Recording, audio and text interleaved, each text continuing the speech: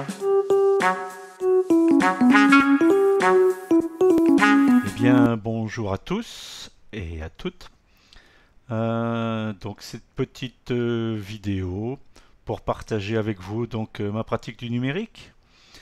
Aujourd'hui, je vous propose donc de prendre en main le nouveau navigateur Microsoft Edge depuis la dernière mise à jour de Windows 10, la mise à jour 20.04. Et bien le navigateur Edge a été remplacé donc par le nouveau navigateur Edge. Alors on va essayer donc de faire une petite prise en main, de voir comment utiliser celui-ci. Alors il est basé donc sur Chromium, donc si vous utilisez déjà Google Chrome, eh bien vous devrez vous y retrouver assez facilement. Alors un petit état des lieux, donc première chose que vous pouvez vérifier ici donc au niveau du profil, c'est savoir si vous êtes connecté donc avec votre profil. Alors lorsque vous êtes connecté donc avec un compte Microsoft, eh bien vous allez pouvoir synchroniser différents éléments, donc tels que les favoris, mots de passe, etc. D'ailleurs, en allant dans gérer les éléments, eh bien vous allez pouvoir choisir éventuellement quel élément vous voulez donc synchroniser. Donc si je reviens ici par exemple dans la zone ici synchronisée, vous pouvez synchroniser les favoris, les paramètres, votre historique, etc. Donc quel est l'intérêt? Eh bien si toutefois vous utilisez Edge sur un autre appareil, même sur un smartphone ou une tablette, sur tout type de plateforme, hein, puisque ça fonctionne aussi bien sur OS X, iOS ou Android, eh bien vous allez pouvoir récupérer les paramètres qui ont été synchronisés.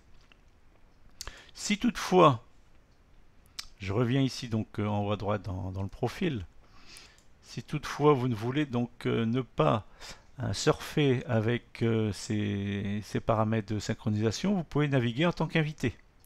Donc lorsque vous cliquez ici sur naviguer en tant qu'invité, et bien donc vous voyez, on vous signale comme quoi vous naviguez en tant qu'invité, et de ce fait-là, Edge ne va pas enregistrer donc votre historique de navigation, de téléchargement, les cookies, etc.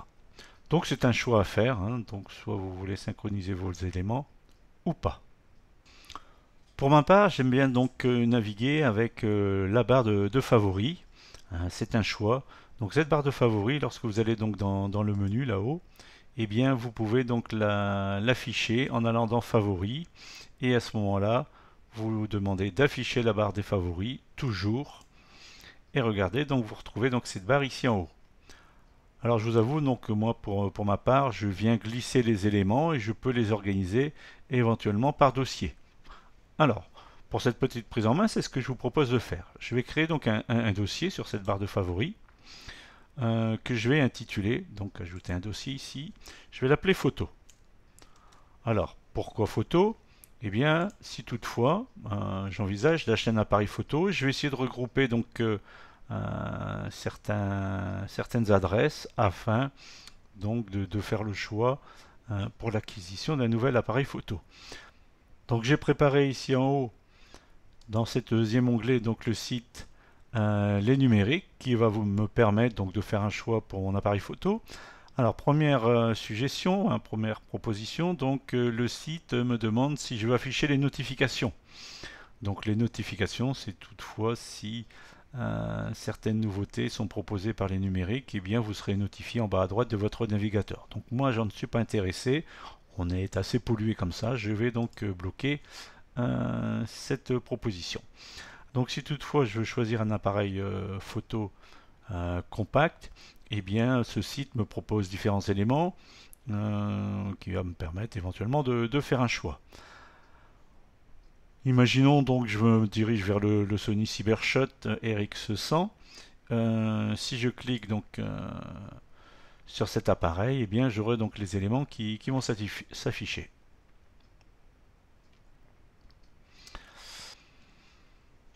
Donc concernant cet appareil photo, donc le Sony Cybershot, on a donc différents prix qui sont proposés. Donc ici sur le site. Donc par exemple, vous avez le site Darty. Et bien en maintenant la touche CTRL et je vais faire un clic sur Darty, et bien vous avez un nouvel onglet qui s'ouvre là-haut. Hein, et je vais faire la même chose par exemple avec Boulanger. Donc CTRL, clic. Et de ce fait-là, j'ai un autre onglet qui vient de s'ouvrir pour le site Boulanger. Donc je peux aller cliquer sur l'onglet de Darty afin donc d'avoir les informations. Si toutefois donc cette page je veux la conserver, la mettre dans mes favoris, et bien en venant sur le cadenas qui est ici à gauche, je peux rester cliquer et je vais venir la faire glisser dans mon dossier photo que j'ai créé tout à l'heure. Éventuellement, je peux procéder de la même façon avec le site Boulanger. Je viens ici sur photo et je viens donc le glisser dans mon dossier photo de ma barre des favoris. Donc vous pouvez organiser vos favoris de cette façon-là. Par exemple, mon dossier photo, je peux venir le glisser avant Microsoft Edge. Et de ce fait-là, si je ferme les onglets qui sont ici, donc pour fermer les onglets, vous cliquez donc sur les petites croix. Voilà, et le plus vous permet de rouvrir un nouvel onglet. Et bien en retournant ici donc dans Photo, je peux retrouver par exemple le site de Darty. Donc la page ici donc de mon appareil photo Sony qui est chez Darty, lorsque elle est enregistrée dans les favoris, vous donc pouvez visualiser la petite étoile bleue qui est à droite donc de la barre d'adresse. Alors autre remarque, si je referme donc cet onglet, tout à l'heure donc dans mon dossier photo j'ai enregistré le site de Sony et Boulanger. Par contre j'ai perdu ma page donc les numériques avec les comparatifs. Donc je peux la retrouver donc dans l'historique en cliquant sur les trois petits points et vous avez historique et vous retrouvez donc ici le test Sony donc du site Les Numériques.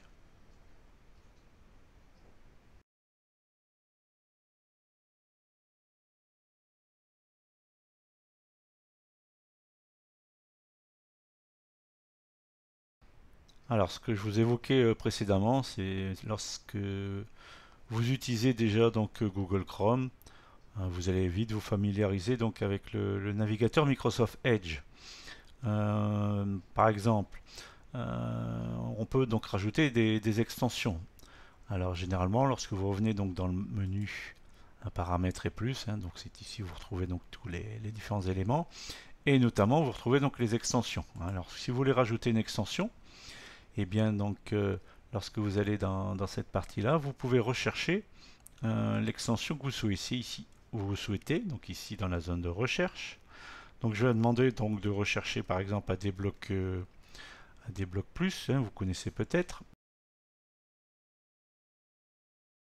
Donc lorsque vous allez taper donc à des blocs, vous pouvez demander d'obtenir des extensions pour Microsoft Edge, mais vous pouvez aussi donc aller les chercher si toutefois vous ne les trouvez pas, les extensions, donc dans le Chrome Web Store, comme vous le faisiez éventuellement donc avec Google Chrome, et donc on peut autoriser les extensions provenant donc d'autres magasins à ce moment-là.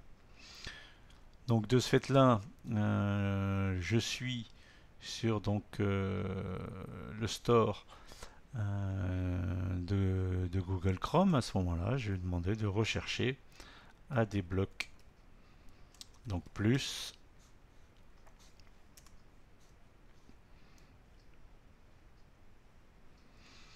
Très bien, donc vous voyez au niveau de la zone productivité avec une moyenne de 4,4 sur 5 et 170 000 utilisateurs. Donc je vais l'ajouter ici. Alors vous voyez c'est le bouton ajouter à Chrome, mais finalement il sera ajouté donc à Microsoft Edge et je peux ajouter donc cette extension.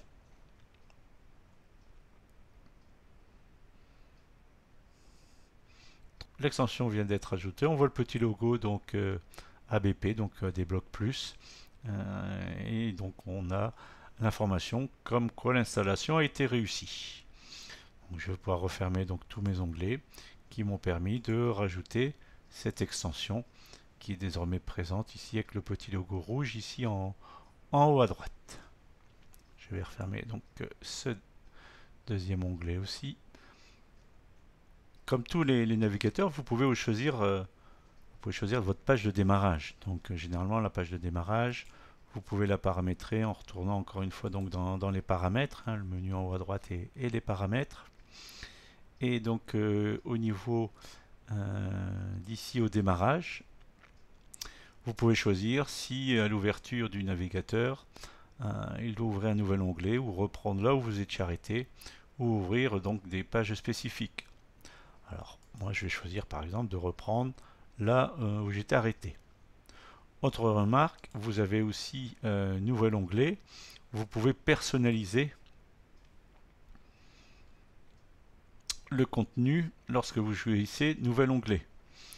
Alors lors de la première installation de Edge, il vous a certainement posé la question, mais toutefois ça vous pouvez le changer si vous le désirez. Donc là-haut vous voyez vous avez donc la petite roue ici paramètres de la page. Vous pouvez choisir donc un contenu minimaliste qui va reprendre ici les derniers sites que vous avez visités avec la zone de recherche sur le moteur de recherche Bing de Microsoft. Où vous avez donc la mise en page artistique ou informatif avec les dernières actualités qui viennent encore une fois de Bing, de Microsoft. Donc vous pouvez choisir la mise en page que vous souhaitez lorsque vous ouvrez donc toutefois un nouvel onglet. Vous pouvez même aussi le personnaliser. Alors pour ouvrir un nouvel onglet, on a l'habitude de cliquer sur le petit plus, mais vous voyez à côté, donc c'est indiqué, vous avez le raccourci qui est CTRL-T. Donc si vous faites CTRL et la lettre T au clavier, et bien il vous ouvre donc un nouvel onglet. CTRL F4, et bien vous referme donc l'onglet qui est actif. Voilà, là j'ai fermé donc tous les onglets actifs. Je vais rouvrir donc un nouvel onglet et on va retester une nouvelle chose, c'est CTRL et rouler la molette vers le bas ou vers le haut. Voilà, là vous allez pouvoir zoomer donc en arrière, voilà, ou zoomer en avant et vous voyez en même temps le pourcentage s'afficher là-haut. On peut revenir à 100%.